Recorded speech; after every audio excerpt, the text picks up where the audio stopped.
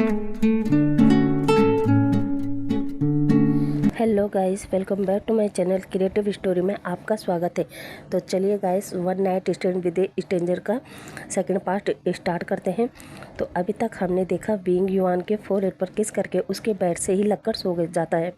अब next morning चैन wing के घर आता है, तभी वो विंग को जल्दी में अब आगे युआन के कमरे से बाहर निकलते हुए देखता है, जो देखकर चैन छिप जाता है और विंग की हरकत को देखता है। इधर विंग भी जल्दी से अपने कमरे में चला जाता है और अपना डोर बंद कर देता है, जो देखते हुए चैन अपनी आंखों पर भरोसा ही नहीं कर पा रहा था। उसे समझ ही नहीं आ रहा था कि जो कल विंग ने बोला वो उस पर भरोसा करे या फिर जो अभी अभी उसने देखा उस पर भरोसा करे। उसे कुछ भी समझ नहीं आ रहा था। इसलिए चैन जो फाइल लेकर आया था उसे सर्वेंट को देते हुए कहता है कि ये फाइल विंग सर को दे देना और कहना कि इसे एक बार चेक करके साइन कर दे। सर्वेंट जी कहकर वो फाइल चैन से ले लेती है। अब चैन विंग के घर से निकल जाता है। दूसरी तरफ लैन मेंशन में वांग जी सोकर उठा ही ताकि तब तक एक सर्वेंट गेट पर आता है और वांग जी को गुड मॉर्निंग बोलता है और वांग जी से कहता है कि सर, आपको बड़े सर नीचे बुला रहे हैं। वांग जी कहता है ओके, अभी 10 मिनट में आता हूँ। सर्वेंट कहता है सर, उतना टाइम नहीं है, आपको जल्दी ही नीचे चलना है। वांग जी गुस्से में कहता है क्या मतलब, मैंने कहा ना मैं अभी आ रहा हूँ। तभी नीचे से वांग जी के डैड चिल्लाते हैं, वांग जी जल्दी आओ। इतना सुनते ही वांग जी कहता है डैड इतने गुस्से में क्यों बुला रहे हैं। अब सर्वेंट कहता है सर जल्दी चलिए। वांग जी कहता है ओके और वो बेड से उठता है, अपने स्लीपर पहनता है और बाहर आने लगता है। साथ ही अपने मन में सोच रहा था कि आज क्या हो गया है। अब जैसे ही वांग जी नीचे आता है तो वो शौक क्योंकि नीचे मैडम यू, यांगली और चैन बैठे थे। वहीं चैन तो जल्दी से उठता है और वांग जी के फेस पर एक पंच मारते हुए कहता है तुम्हें शर्म नहीं आती एक लड़की के साथ गलत करते हुए। वांग जी कहता है वेट हुआ क्या है मिस्टर चैन। और फिर अपनी फैमिली की तरफ देखते हुए कहता है मॉम, डैड, अंकल, गगा और मिस यांगली, आप यहाँ। मॉम, डैड, ये सब क्या हो रहा है। तभी सिचेन कहता है वांग जी क्या तुम मिस यांगली को जानते हो। वांग जी कहता है हाँ गगा, अभी 1 महीने पहले ही हमारी मुलाकात हुई है। तभी यांगली कहते हैं झूठ क्यों बोल रहे हो वांग जी, हम दोनों तो एक दूसरे से प्यार करते हैं ना, मैं तो तुम्हारी सीक्रेट लव हूँ ना। वांग जी शौक होकर कहता है क्या, ये क्या बकवास कर रही हो तुम, और तुम और मेरा सीक्रेट लवर, इम्पॉसिबल। मॉम ये झूठ बोल रही है। हाँ मैं इसे जानता हूँ क्योंकि ये आपकी फ्रेंड की बेटी है और इसी के पास आपने मुझे ब्लाइंड डेट के लिए भेजा था। तभी मैडम लैन कहती है वांग जी मैंने तो तुम्हें ब्लाइंड डेट पर भेजा था, ये थोड़ी कहा था कि तुम उसके साथ नाइट स्पेंड कर लो और उसे प्रेग्नेंट कर दो। वांग जी फिर शौक होकर कहता है क्या प्रेग्नेंट, कौन। तभी चैन कहता है बस हो गया मिस्टर लैन, अब आप साफ साफ बताइए आप मेरी बहन की रिस्पॉन्सिबिलिटी लेंगे या नहीं। वांग जी कहता है मिस्टर चैन आपकी बहन की रिस्पॉन्सिबिलिटी मतलब। तभी चिंगी जून कहते हैं बस करो वांग जी, अब गलत किया है तो उसे सुधारो और यांगली की रिस्पॉन्सिबिलिटी लो। वांग जी गुस्से में कहता है मुझे कुछ समझ नहीं आ रहा है कि आप सब क्या कह रहे हो और मैं मिस यांगली की रिस्पॉन्सिबिलिटी क्यों लूँ। तभी सिचेन कहता है क्योंकि वांग जी वो तुम्हारे बेबी से प्रेग्नेंट है। वांग जी ये सुनते ही शौक और वो जोर से कहता है क्या। सिचेन कहता है हाँ वांग जी, मिस यांगली का दावा है कि वो तुम्हारे बेबी से प्रेग्नेंट है और ये सब तुमने मिस यांगली के साथ 1 महीने पहले किया था। तभी वांग जी चिल्लाकर कहता है ये झूठ है गगा, मैं और इसके बेबी का फादर इम्पॉसिबल, ये हो ही नहीं सकता। तभी यांगली कहती है तुम झूठ बोल रहे हो वांग जी, तुमने उस दिन ड्रंक हालत में मेरे साथ वो सब नहीं किया और अब जब रिस्पॉन्सिबिलिटी लेने का टाइम आया तो तुम मुकर रहे हो। और रोते हुए मैडम यू के गले लगकर कहती है माँ अब मैं क्या करूँ, मैं कैसे जीऊँ, मुझे तो मर जाना चाहिए। हाँ माँ मुझे मर जाना चाहिए, मुझे मर जाना चाहिए। ये कहते हुए वो रोने लगती है। तभी मैडम लैन यांगली के सिर पर हाथ फिराते हुए और उसे कंसोल करते हुए कहती है नहीं बेटा तुम क्यों मरोगी, और वैसे भी ये जो कुछ भी हुआ है उसमें तुम्हारी गलती नहीं है बल्कि उसमें वांग जी की भी गलती है क्योंकि इसे ध्यान रखना चाहिए था। तभी वांग जी कहता है मॉम ये आप क्या कह रही है, और फिर चिल्लाते हुए कहता है मॉम बात क्या है, कोई मुझे साफ साफ बताएगा या फिर सभी ऐसे पहेलियाँ बुझाते रहेंगे। तभी सिचेन कहता है वांग जी मिस यांगली तुम्हारे बेबी से प्रेग्नेंट है। वांग जी शौक होकर कहता है क्या गगा आप ये क्या कह रहे हैं, और फिर यांगली के पास जाकर कहता है मिस यांगली ये मेरे गगा क्या कह रहे हैं। तभी यांगली कहते हैं हाँ वांग जी ये सभी लोग ठीक कह रहे हैं, मैं तुम्हारे बेबी से प्रेग्नेंट हूँ। वांग जी गुस्से में कहता है मिस यांगली ये आप क्या कह रहे हैं, मेरा बेबी ये कैसे हो सकता है और कब। तभी यांगली कहती है, वांग जी भूल गए जब आप और मैं लोटस वैली क्लब में मिले थे, उस रात आप मैं बाकी काफ़ी नशे में थे। उसके बाद आपने और मैंने दोनों ने एक साथ नाइट स्पेंड की थी। मैं आपको मना भी कर रही थी कि प्लीज़ ऐसा मत करो, मगर आपने कहा यांगली मैं तुमसे प्यार करता हूँ और तुम मुझे प्यार करती हो, तो ये सब करने में क्या बुरा है। और इसीलिए मैं भी मान गई, क्योंकि ये तो सच ही था ना कि तुम मुझसे प्यार करते हो और मैं तुमसे। लेकिन तुम्हें ये बेबी नहीं चाहिए तो मैं अबॉर्शन करवा देती हूँ। इतना कहना हुआ ही था कि मैडम लैन कहती है, नहीं बेटा, तुम क्यों इस बेबी को अबॉर्ट करवाओगी। वैसे भी ये मत भूलो कि ये लैन फैमिली का वारिस है और हाँ, मैं बहुत जल्द तुम्हारी और वांग जी की मैरिज करवा दूँगी। ये सुनकर तो सभी फैमिली मेम्बर कहते हैं, हाँ वांग जी, तुम्हें जल्द से जल्द यांगली से मैरिज करना होगा। वांग जी अब ठंडे दिमाग से काम लेता है और कहता है, ठीक है, मगर उससे पहले मुझे यांगली से बात करनी है। और यांगली से कहता है, यांगली प्लीज़ आप मेरे साथ मेरे कमरे में चलेगी। यांगली घबराते हुए कहता है, कमरे में? मगर क्यों? जो भी बात करनी है वो यहीं पर होनी चाहिए। अगर कमरे में जाकर तुमने मुझे मारा या फिर डांटा तो? तभी वांग जी कहता है, आई प्रॉमिस यू यांगली, मैं ऐसा वैसा कुछ नहीं करूँगा। तभी मैडम लैन कहती है, हाँ हाँ बेटा, तुम वांग जी के साथ जाओ। और वैसे भी अगर उसने ऐसा वैसा कुछ किया तो हम सब यहीं पर है ना, इसलिए तुम जाओ और वांग जी की बात सुन लो। यांगली कहती है, जी आंटी, आप कह रही है तो मैं वांग जी की बात सुन लेती हूँ। इतना कहने के बाद यांगली वांग जी से कहती है, वांग जी चलो। उसके बाद दोनों वांग जी के कमरे में आते हैं, जहाँ वांग जी गेट बंद करते हुए कहता है, अब बताओ मिस यांगली, ये बेबी मेरा है। और वो यांगली की तरफ कदम बढ़ा रहा था, जो देखते हुए यांगली पीछे जा रही थी। और वो वांग जी से कहती है, वांग जी देखो मेरी बात सुनो। मगर वांग जी तो उसकी तरफ बढ़ता जा रहा था और उसने एक ही क्वेश्चन करे जा रहा था, वांग जी करे जा रहा था कि ये बेबी मेरा है।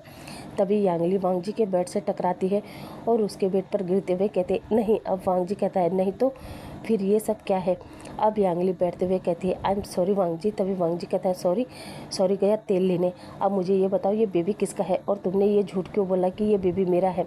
तभी यांगली कहती है, आई एम सॉरी वांग जी, दरअसल ये बेबी मेरे बॉयफ्रेंड जिन जुशैन का है और वो किसी काम से सिटी से बाहर गया है और मुझे भी आज ही पता चला कि मैं प्रेग्नेंट हूँ। जैसे ही मैंने अपनी प्रेगनेंसी किट में ये देखा कि मैं प्रेग्नेंट हूँ, तभी अचानक मेरे रूम में मेरी मोम आ गई और उन्होंने मेरे हाथ पर प्रेगनेंसी किट देख ली और वो पूछने लगी कि ये बच्चा किसका है। मैं मोम को बताने वाली थी, तभी अचानक मोम ने ही मुझे पूछा कि ये बच्चा वांग जी का है। और उस समय मैंने अपनी जान बचाने के लिए ये कह दिया कि हाँ, ये बच्चा वांग जी का है, क्योंकि अगर मैं मोम से ये कहती कि ये बच्चा तुम्हारा नहीं बल्कि किसी और का है तो मोम मेरा अबॉर्शन करवा देती और मैं इस बेबी को खोना नहीं चाहती वांग जी, क्योंकि ये बेबी मेरे और जिनजुशान की प्यार की निशानी है, इसलिए मैं इसे खोना नहीं चाहती थी। तुम जिनजुशान को आने दो, मुझे उससे बात करने दो, उसके बाद मैं पूरे घर वालों को बता दूंगी कि ये बेबी तुम्हारा नहीं बल्कि जिनजुशान का है। तभी वांग जी कहता है, पर तुमने मेरा ही नाम क्यों लिया, किसी और का भी तो ले सकती थी ना। यांगली कहती है, हाँ ले सकती थी, मगर फिर मुझे तुम्हारी बात याद आई कि हम भले ही पार्टनर ना बने मगर दोस्त बनकर रह सकते हैं, और फिर तुम्हारे अलावा मेरा कोई और दोस्त नहीं है। और दूसरी बात ये थी कि तुम्हारी मोम और मेरी मोम दोनों फ्रेंड है, इसलिए वांग जी कहता है, तो ये बात है। यांगली कहती है, हाँ वांग जी यही बात है। तभी वांग जी कहता है, वैसे मैं तुम्हारी हेल्प क्यों करूँ। यांगली कहती है, क्योंकि मैंने अभी कहा ना, तुम ही मेरे इकलौते फ्रेंड हो। वांग जी कहता है, ठीक है, मैं तुम्हारी हेल्प कर दूंगा, मगर एक बात बताओ, अगर जिनजुशान इस बच्चे को अपनाने से मना कर देगा तो तब तुम क्या करोगी। यांगली कहती है, वो ऐसा नहीं करेगा। वांग जी कहता है, अच्छा इतना भरोसा है उस पर, ये बताओ वो अभी कहाँ है। यांगली कहती है, वो लंदन गया है किसी काम से। वांग जी कहता है, ओके ठीक है, अब चलो नीचे चलते हैं। यांगली कहते हैं, उसके बाद यांगली और वांग जी नीचे आते हैं, जहाँ वांग जी अपनी फैमिली से कहता है, मॉम डैड अंकल, मैंने सोच लिया है, गलती तो हमसे हुई है, इसलिए मैं बेबी और यांगली की रिस्पॉन्सिबिलिटी लेने के लिए तैयार हूँ, मगर शादी वो अभी नहीं कर सकता। तभी वांग जी के डैड कहते हैं, क्या मतलब वांग जी कि तुम शादी अभी नहीं करोगे। वांग जी कहता है, डैड हमने सोचा है हम मैरिज बच्चे के आने के बाद करेंगे। वैसे भी आपको तो पता है कि मैं शादी नहीं करना चाहता था, क्योंकि शादी के प्रति मेरे दिल में कोई भी फीलिंग नहीं है। और हाँ, बेबी के आने तक अगर शादी के प्रति मेरा नज़रिया बदल जाता है तो मैं यांगली से मैरिज करूँगा, वरना नहीं। और हाँ, रही बेबी की बात तो उसे मैं अपना नाम ज़रूर दूँगा। इतना सुनते ही पूरी फैमिली हैप्पी हो जाती है और वांग जी की बात मान जाती है। उसके बाद यांगली और यांगली की फैमिली वहाँ से चली जाती है। इधर वांग जी अपने रूम में आता है और अपना सर पकड़कर बैठ जाता है, क्योंकि उसे यांगली की हेल्प के लिए हाँ तो कह दिया, मगर अंदर ही अंदर उसे अपने ऊपर गुस्सा आ रहा था, क्योंकि वांग जी ये सब नहीं करना चाहता था। उधर दूसरी तरफ विंग जब ऑफिस पहुंचता है तो उसे पता चलता है कि चैन तो आज ऑफिस से नहीं आया। अब विंग सोचने लगता है कि कहीं चैन कल की बात से नाराज़ तो नहीं है, और वो चैन को अपना बेस्ट फ्रेंड मानता था, इसलिए वो चैन को नाराज़ नहीं कर सकता था। इसलिए उसे मनाने के लिए वो उसके घर पहुंच जाता है, जहां यांगली और यांगली के मोम तो हॉस्पिटल गए थे ये कंफर्म करने के लिए कि यांगली सच में प्रेग्नेंट है या नहीं। वही चैन काफ़ी गुस्से में घर आ गया था, और अब विंग भी चैन के पास पहुंचता है और फिर चैन को गुस्सा देकर चैन से पूछता है, चैन क्या हुआ, तुम इतने गुस्से में क्यों हो, क्या मेरी वजह से? चैन कहता है, नहीं विंग, तुम्हारी वजह से नहीं, बल्कि उस लैन वांग जी की वजह से। तभी विंग कहता है, लैन वांग जी? क्या किया लैन वांग जी ने? चैन कहता है, तभी वो चुप हो जाता है और गुस्से में विंग को देखकर कहता है, तुम्हें क्यों बताओ, वैसे भी तुम भरोसे के लायक नहीं हो विंग। विंग कहता है, चैन कहता है, हाँ विंग, अरे तुम यहाँ क्या कर रहे हो, तुम्हें यहाँ किसने बुलाया? चैन की इस तरह की बात सुनकर विंग की आंखें भर आती है और वो चैन से कहता है, चैन? तभी चैन कहता है, हाँ विंग, तुम ही बताओ, तुमने क्या मुझ पर भरोसा किया जो मैं तुम पर करूं? विंग, मुझे पता है तुम युवान से बेहद प्यार करते हो, फिर उससे ये दूरी क्यों? हाँ बताओ विंग, उससे ये परायों जैसा व्यवहार क्यों? एक पल के लिए तो तुम कहते हो कि तुम युवान को उसके बाप को दे दोगे, और दूसरे ही पल उसके कमरे से निकलते हो। ये क्या है विंग? क्या अभी तुम बताओगे नहीं कि मैं तुम पे भरोसा क्यों करूं? चैन की इतनी कड़वी बातें सुनकर विंग कुछ नहीं कहता और रोते हुए वहां से निकल जाता है।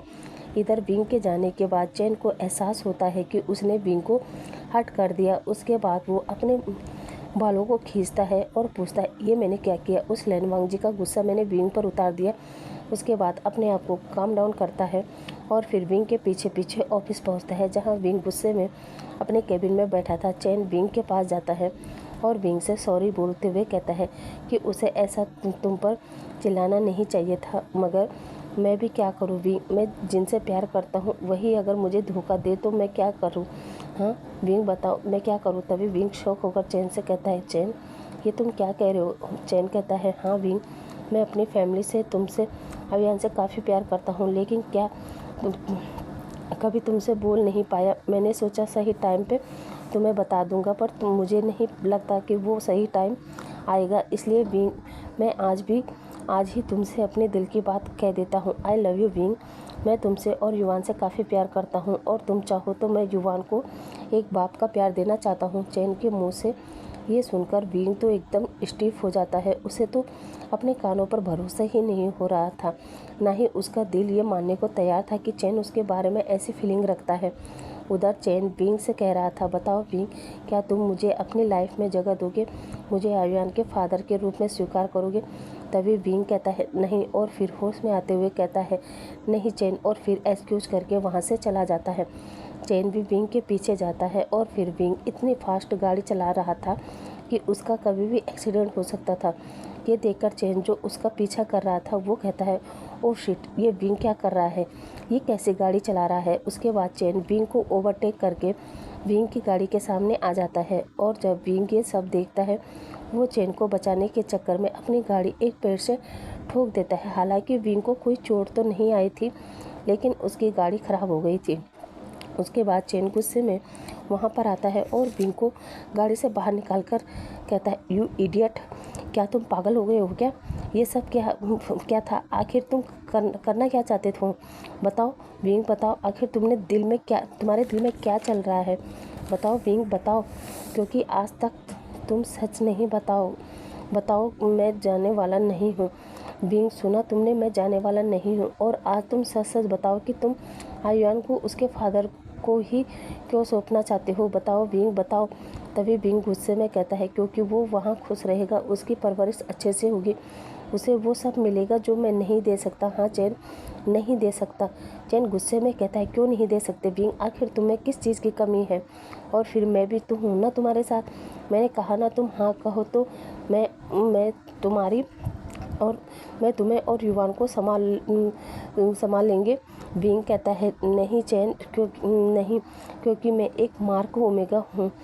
चैन शॉक होकर कहता है क्या मार्क ओमेगा? विंग कहता है हाँ चैन, मैं मार्क ओमेगा हूँ और मैं चाहकर भी किसी दूसरे अल्फ़ा के क्लोज नहीं हो सकता।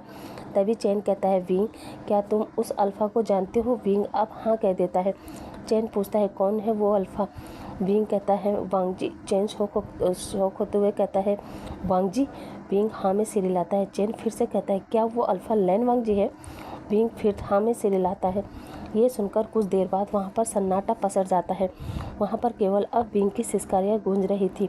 अब कुछ देर बाद चैन आराम से पूछता है विंग क्या आयुआन का फादर वांग जी है? विंग कहता है हाँ चैन, लैन वांग जी ही युवान के डैड है। चैन पूछता है क्या इस बारे में वांग जी को पता है?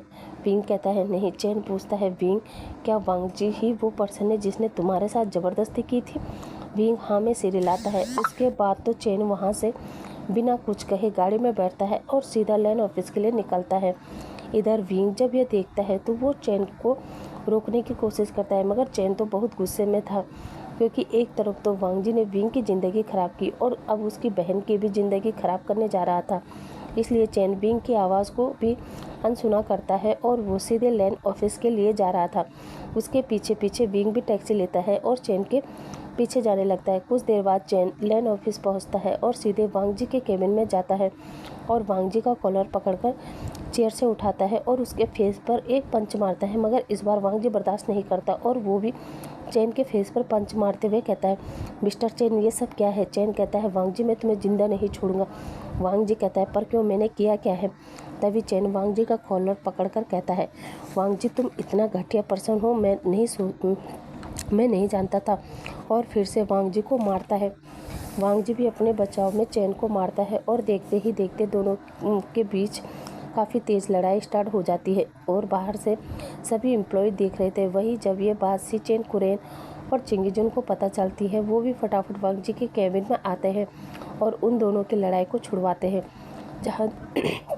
जहाँ दोनों के ही माउथ के कॉर्नर से ब्लड निकल रहा था। तभी चिंगीजुन वांग जी से पूछता है वांग जी ये सब क्या है? तभी वांग जी कहता है डैड मुझे क्या पूछ रहे हो? मिस्टर चैन से पूछिए, आखिर इन्होंने ही मुझ पर पहले हाथ उठाया था। तभी चैन कहता है वांग जी हाथ क्या, मैं तो तुम्हें जान से मारने आया था। तभी चिंगीजुन कहते हैं चैन ये सब क्या बकवास कर रहे हो?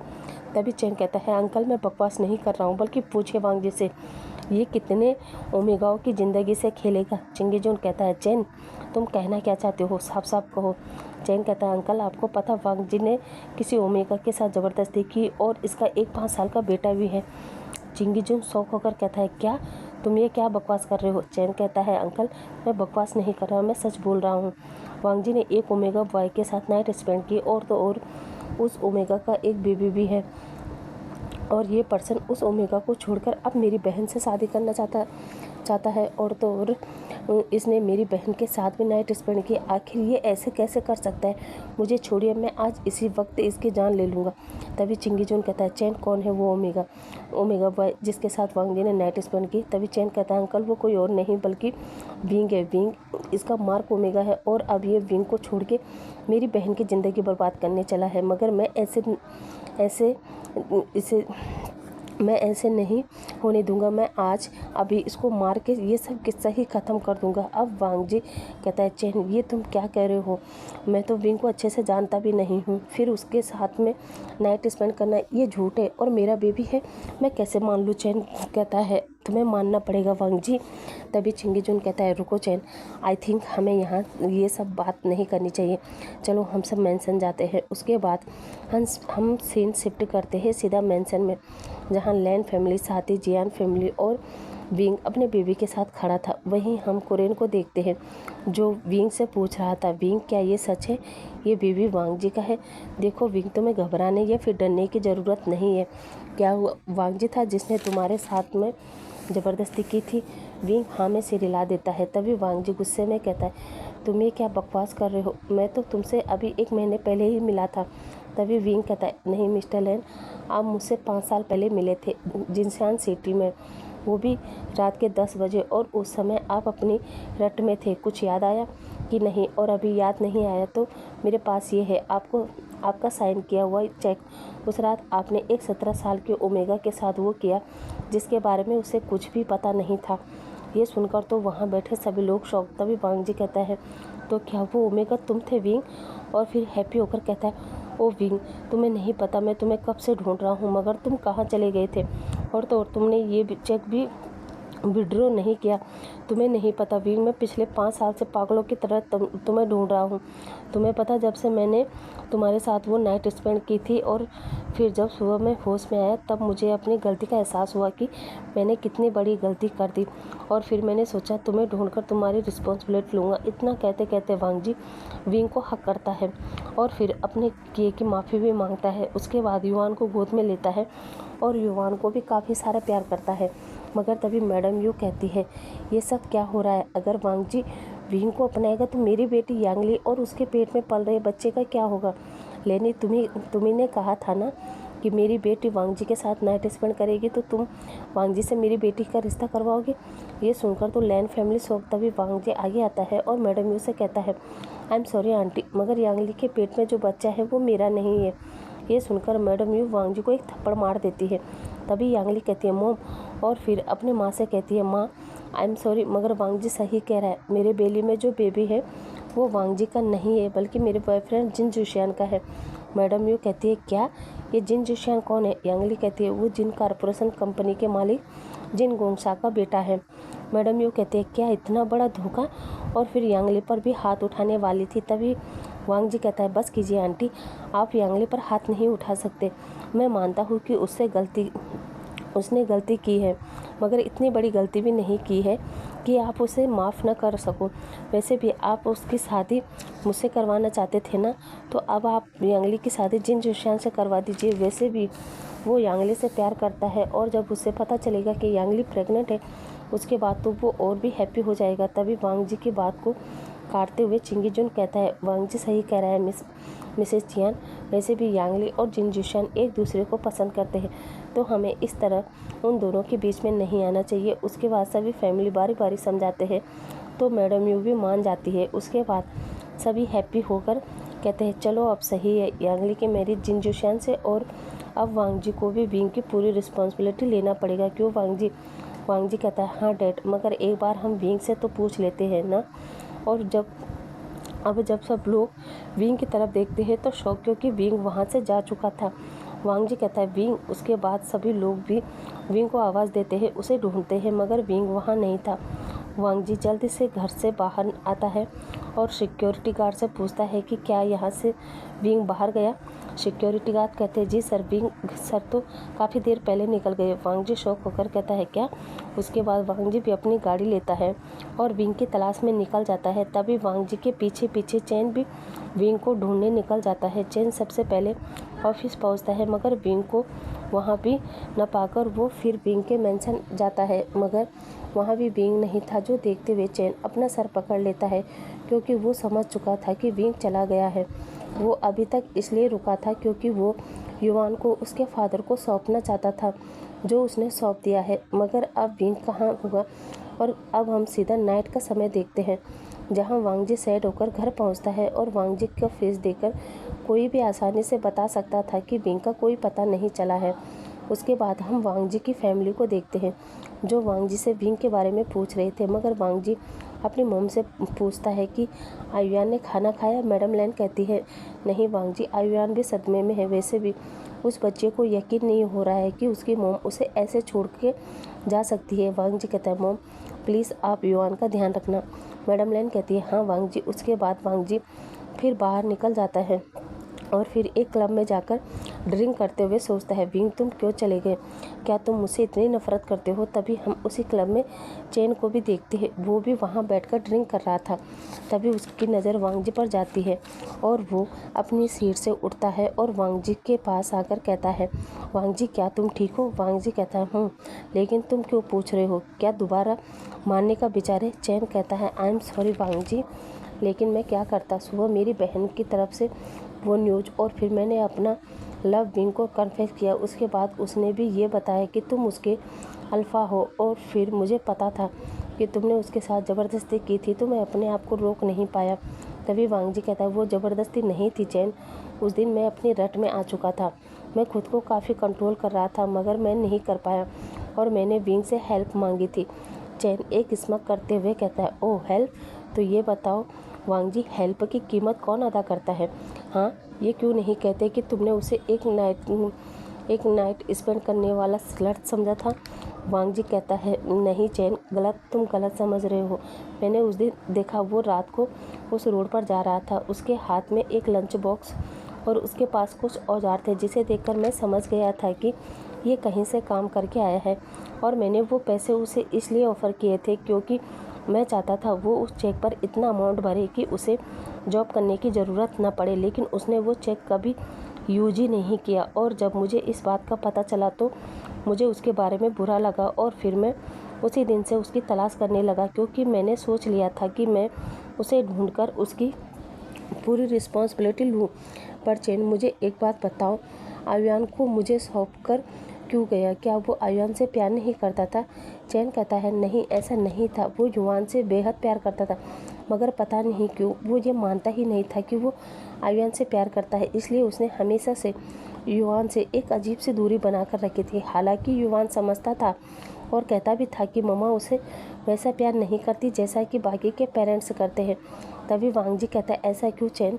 चैन कहता है पता नहीं, उसने कभी भी खुलकर अपने बारे में कुछ नहीं बताया, यहाँ तक कि मैं और न्यूसेन ही है जिसने पहली बार उससे दोस्ती का हाथ बढ़ाया था, वरना वो तो बस गुमसुम रहता था, अपना काम करता था और फिर चला जाता था। एक दिन मैंने और न्यूसेन ने सोचा वो आज बींग से बात करेंगे और फिर मैं और न्यूसेन बींग के पास गए, उससे हाय हेलो कहा, उसके बाद उससे नाम पूछा, उसके बारे में पूछा कि वो कहाँ से आया है, क्या करता था, यहाँ कहाँ रहता है। तो उसने हमें बताया वो एक विलेज पर्सन है और वो यहाँ एक ओल्ड लेडी के पास रहता है। विंग उस ओल्ड लेडी के लिए भी काम करता था, इसलिए बदले में वो ओल्ड लेडी उसे अपने साथ अपने घर में रखती थी। इसलिए विंग दिन भर बाहर का काम करता और शाम को उस लेडी की देखभाल करता और रात को उसने कोचिंग सेंटर ज्वाइन किया था ताकि वो बिज़नेस करने के तौर तरीके समझ पाए। और फिर 6 महीने के अंदर ही विंग बिजनेस के दांव पे सीख गया था। उसके बाद अचानक वो गायब हो गया और फिर 1 साल बाद वो फिर मुझसे और न्यूसेन से मिला। उस दिन वो हमारे पास एक बिजनेस आइडिया लेकर आया था। उसने मुझसे और न्यूसेन से उस आइडिया के बारे में डिस्कस किया और फिर हम दोनों को उस आइडिया पर काम करने के लिए उत्साहित किया। मगर हमारे बीच में जो सबसे बड़ी समस्या थी वो थी जगह और पैसे की। इसलिए हम तीनों ने थोड़ा थोड़ा पैसा इकट्ठा किया और ये कंपनी स्टार्ट किया।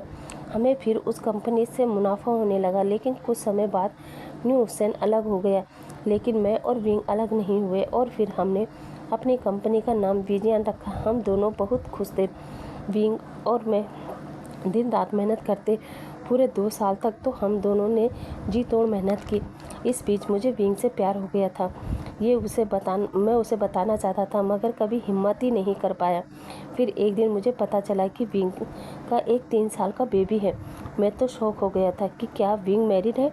फिर मैंने उससे पूछा क्या वो मैरिड है, मगर उसने मुझे उस समय कोई जवाब नहीं दिया। लेकिन कुछ महीनों बाद उसने मुझे एक दिन बता ही दिया कि उसने किसी से मैरिज नहीं की, बल्कि किसी ने उसका फ़ायदा उठाया और उसके साथ वो सब कुछ किया जिसके बारे में मैंने कभी भी सोचा नहीं था। और तो और आयुआन उसी वन नाइट स्टैंड का नतीजा है। उस समय मुझे विंग पर काफ़ी दया आ रही थी कि बेचारा पहले से ही काफ़ी परेशान है और अब ऊपर से एक बीबी की जिम्मेदारी भी।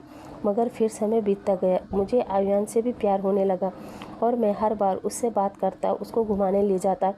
मगर इस बीच कभी भी विंग हमारे साथ नहीं था। पता नहीं क्यों वो कहीं खोया रहता था। मुझे समझ ही नहीं आता था कि आखिर विंग ऐसा क्यों करता है। मगर आज मुझे पता चला वांग जी वो मुझसे कितनी नफ़रत करता था। वांग जी वो तुमसे कितनी नफ़रत करता था। हाँ वांग जी वो तुमसे नफ़रत करता था, इसलिए वो तुम्हारी वजह से हमें भी छोड़कर चला गया। हाँ वांग जी वो हमें छोड़कर चला गया। अब पता नहीं मेरा फ्रेंड विंग कहाँ होगा, किस हाल में होगा। वहीं दूसरी तरफ हम विंग को उसी के गांव में उसी के घर में देखते हैं।